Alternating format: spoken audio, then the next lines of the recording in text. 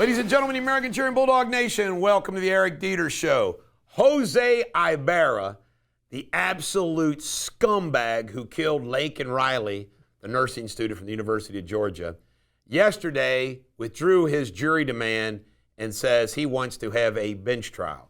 Of course, the outcome is going to be the same regardless of what he chooses. But, you know what? This guy, what he did, murdering. And it's a terrible tragedy. All right, William McGinley is going to be the new White House counsel. He was former White House counsel for Trump for a while as well, and Trump appointed him.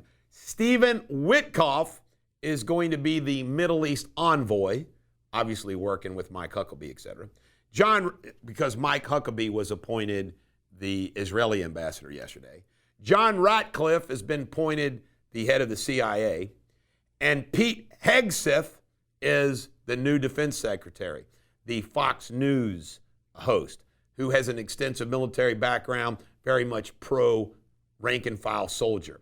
MSNBC, their viewership dropped 50% after the election. Not good. Jack Teixeira, who was the one who posted and gave away secret documents, military secrets, got 15 years yesterday. Alina Habba is apparently the front runner for press secretary. Tuberville says the United States, Senator Tuberville from Alabama, says the United States military can't beat anybody right now. That's sad. Musk's PAC is continuing to help Republicans win. That's good news for 2 years from now. Musk says that we need to defund NPR. Folks, when you think about the purpose of NPR and now where we are with all the public, NPR's kind of run its course. Do we need national public radio? I don't think so. Musk also says Fauci deserves to be prosecuted. I agree with that. Trump's sentence has been delayed. The old judge delayed it for 2 more weeks. Kash Patel apparently is the front runner to serve in some capacity in the Trump administration. Was CIA, but now he's not going to be that, so who knows. Rubio vacancy. Guess who gets to pick that? Ron DeSantis, the governor. That'll be interesting because just like in Ohio, how much influence will Trump have on DeWine to appoint Marino's replacement? How much influence would he have on DeSantis to appoint Rubio's replacement? Robert F.K. Jr. wants fluoride out of our water. What do you think about that? Harris wants more money. You know what she's saying? They want more money for recounts. Who would give and donate a nickel to her? She got $1 billion and blew it.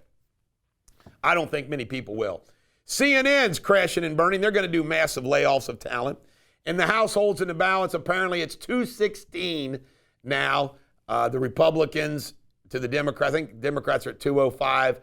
The Republicans are going to control the House.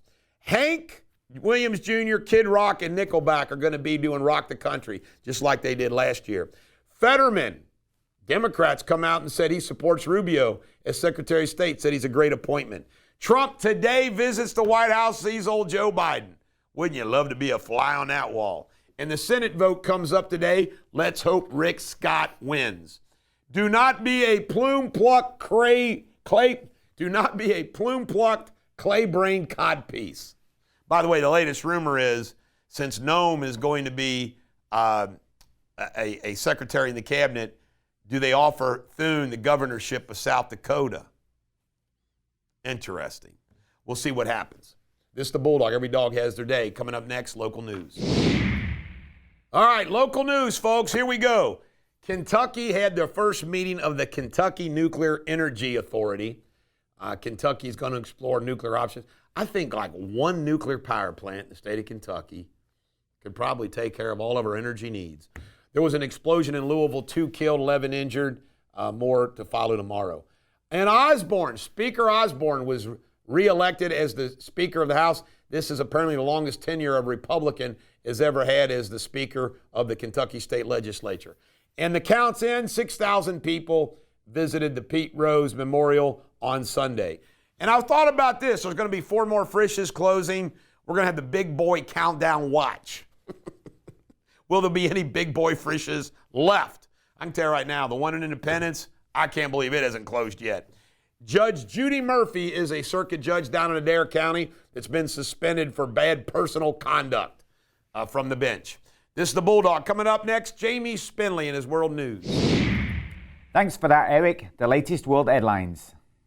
The main UN aid agency in Gaza announced that Israel missed the US deadline to increase daily aid to Gaza. The US Secretary of State had given Israel 30 days to expand the aid convoy or face a potential reduction in American military assistance. The deadline passed yesterday without additional trucks reaching Gaza.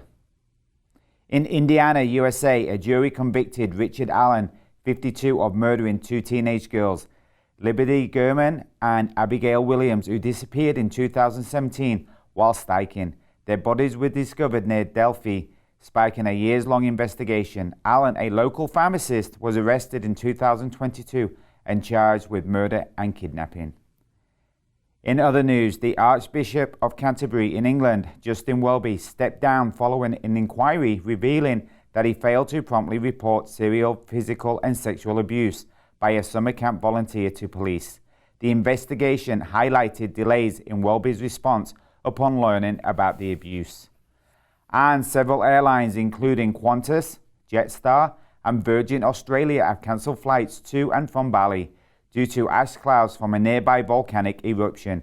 Mount Lawatibi-Laki sent a massive ash column 9 kilometers, that's 6.2 miles, into the sky over the weekend, 1 week after a deadly eruption killed 10 people. The airlines warned passengers of potential delays and risks associated with the ash-filled skies. You're up to date on the world news. Coming up next, Sports Without Boundaries. Cheerio.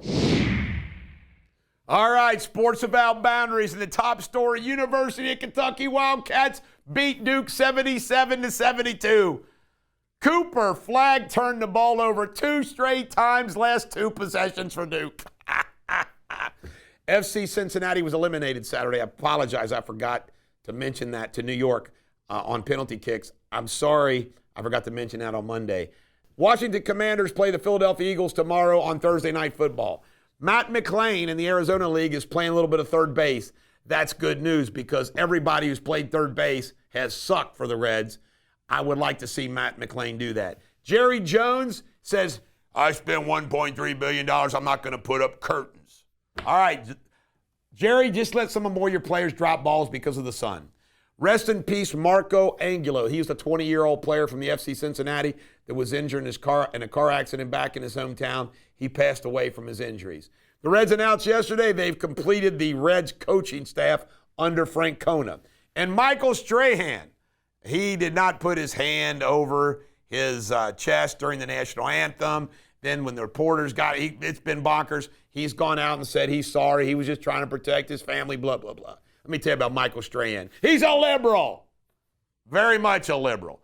He sold his soul to be part of Good Morning America and everything else. And not only that, he played football for the New York Giants. So I don't like him anyway. This is the Bulldog. Every dog has their day. Coming up, pop culture. All right, in pop culture, Derek Sink was his name. He's like he was 32. Died in a tanning bed at Planet Fitness. Now, I'm not trying to make light of this because it does involve the death of a human being. But it is pop culture, so we do have some fun. What did that guy look like, Jamie Spindley? If the tanning bed was, they didn't find him for a day. He went missing, so the family's looking for him, and they contact Planet Fitness, and they found him in a tanning bed. If that tanning bed was on the entire time, that is one raisin of a human being. I don't know. But I was thinking, damn, can you imagine tanning for 24 hours? Anyway. All right, and Peanut, the squirrel that they assassinated, has no rabies. They did the check after. Yeah, poor Peanut. And Haley Welch revealed on her podcast that her boyfriend is a plumber from back in his hometown, and he came on the show. By the way, this is Hawk Tua. My wife listened to the podcast just to check it out. She said it was god-awful. God-awful. And Kevin Costner was seen with a 30-year-old chick named Rainey Costadina. Not very good looking. You can do better, Costner. Although he's a big lib now. I don't like Kevin Costner as much as I did. He's come out all for Kamala Harris and all that stuff. So screw John Dutton. I'm glad he died in the first episode. And the Righteous Brothers are going to come to Cincinnati on one of their final tours. I might go see them at the Taft Theater. All right, this is the Bulldog. Every dog has their day. I hope you have a great day.